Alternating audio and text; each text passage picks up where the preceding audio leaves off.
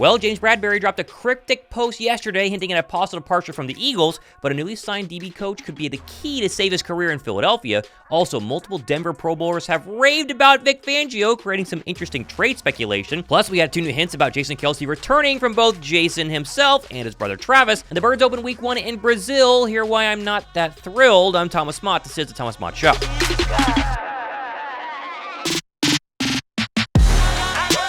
Okay, I did not have the NFL announcing yesterday that the Eagles will play a home game in Sao Paulo, Brazil, week 1 of the 2024 NFL season on my bingo card. I also didn't expect it to be Friday evening, like the first time the NFL has had an opening week Friday game since Cardinals at Rams in 1970. To their credit, the NFL put together a little teaser trailer for this matchup in Brazil, and it looks something like this.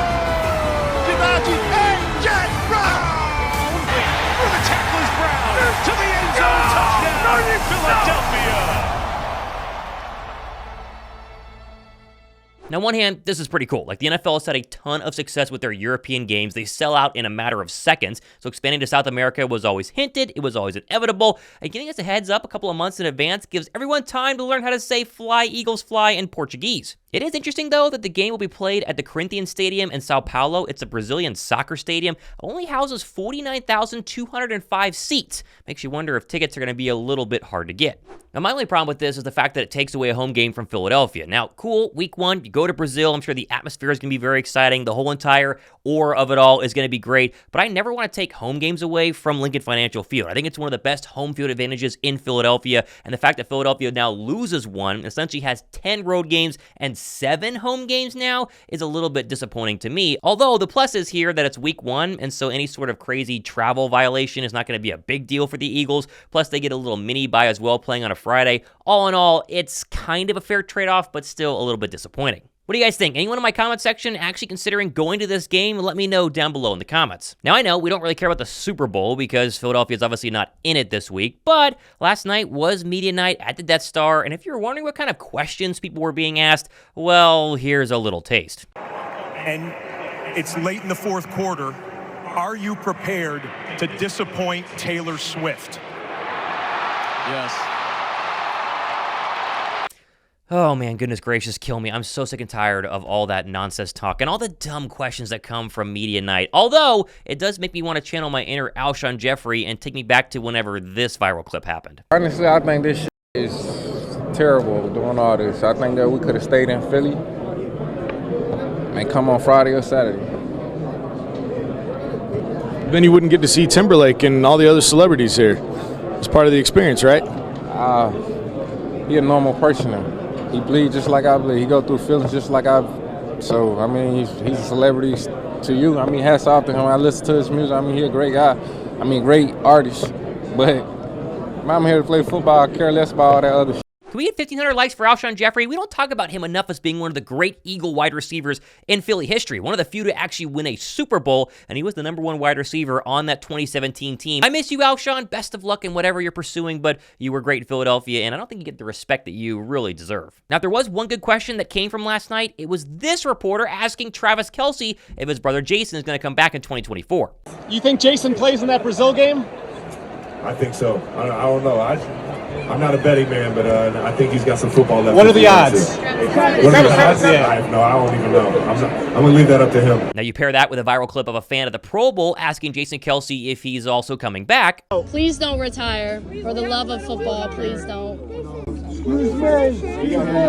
Got a smile around there? And you have yet again more hints that Jason Kelce is going to return for one final season in Philadelphia, which again goes against my prediction. I told you guys a couple of weeks ago that both Kelce brothers will retire after the Super Bowl. I hope I'm wrong. I don't think I am. I still am going to hold by that until I'm proven wrong, but don't get me wrong. If I am wrong, I hope that it's going to be the fact that Jason Kelce returns for one final season. I'll gladly admit that. Cheers to 62. Again, trying to read through the tea leaves here that he's going to be back in Eagles green for 2024. Now, the other hilarious thing that came out of the Super Bowl a week is the fact that the 49ers are complaining about their field conditions at their practice facility at UNLV. First time.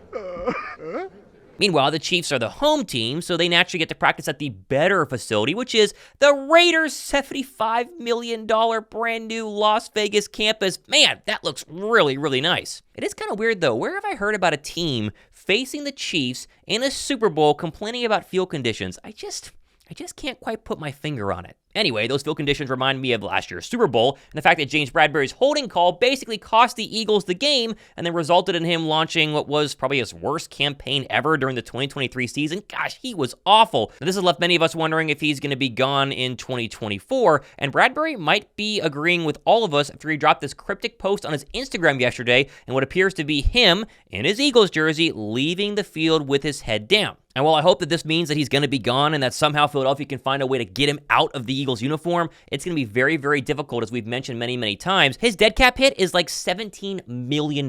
So if Philadelphia finds a trade partner or just wants to cut him outright, they're going to eat a ton of dead cap money, and so I just don't see it happening. But the fact that he's still posting stuff like this, which again, you can take it as him wanting to leave, him not wanting to leave, it's going to be very, very interesting. I'll be very curious to see what Philadelphia does with 24 going into 2024. Now, there is a little bit of a hope that new DB coach Christian Parker can help revitalize Bradberry's career if the Eagles are forced to keep him, after Dan Graziano confirmed yesterday that the Broncos DB coach is heading to Philadelphia. He's another Fangio disciple and honestly has quite the resume in the NFL for only being 32, as Philly Nation pointed out with this tweet saying Parker has been in the NFL for 6 years. He's only 32. He's a defensive coordinator in the making, I believe, as soon as next offseason. Since being hired in Denver, under Fangio originally, in 2021, Justin Simmons had been a Pro Bowler every season, and Patrick Surtain has been groomed as one of the best cornerbacks in the league. Now, obviously, this doesn't mean the Eagles are going to trade or acquire either of those two secondary pieces, but the Eagles keep adding former Broncos coaches under Fangio who have worked with this superstar secondary, and we know there was trade talks with Patrick Surtain and Justin Simmons last year. I'm not saying it's going to happen, but a boy can dream, right? And if you want to add just a little bit more trade fuel to the fire, Simmons did tell the Inquirer just the other week, quote, "I owe a lot of my success to Vic and his staff because the way they implemented their defense and maybe learned the game in a whole new perspective. It was a whole new defense. It was a whole new way of learning, so Philadelphia's got a great one." I guess at least we know that Simmons, Surtain, or neither of the two coming to Philadelphia doesn't mean that the defense won't be good, as many people are confident in Fangio's ability to completely change this defense, including former NFL coach Dave Wanstead, who admitted as much to Jacob Sports. You're not going to – he won't be giving up big plays. You know, now, if he is, I would say this right now, you don't have good enough players, Dan, because it's not going to be the scheme. The scheme works. The second year when he was at the Bears, when the Bears won the division, they led the I don't know. I know they led the NFC North. I don't know if they led in turnovers. They were top 5 in defense.